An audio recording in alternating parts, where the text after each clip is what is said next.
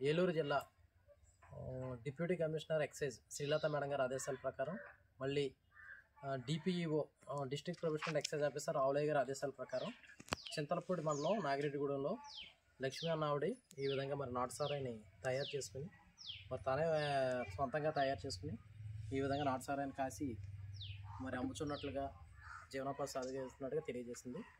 ఇంకా ఎవరైనా దీంట్లో ఇన్వాల్వ్ అయి ఉంటే తదుపరి విచారణ చేసి వారిని కూడా మేము ఈ కేసులో ఇన్వాల్వ్ చేస్తామని చెప్పేసి తెలియపరుస్తున్నాము. ముఖ్యంగా ఈ దాడుల్లో మా చింతలపూడి ఎక్సైజ్ ఎస్ఐలు ఆర్వీఎల్ నరసింహారావు గారు, ఖలీల్ గారు, అట్లాగే మా మహిళా కానిస్టేబుల్, మా కానిస్టేబుల్, హెడ్ కానిస్టేబుల్ పాల్గొన్నారని చెప్పేసి చింతలపూడి ఎక్సైజ్ సిఏ అశోక్ అని నేను తెలియజేస్తున్నాను.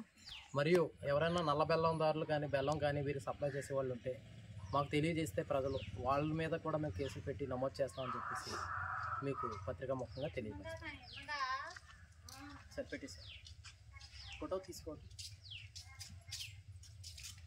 ఇప్పుడు ఉన్నారు కదా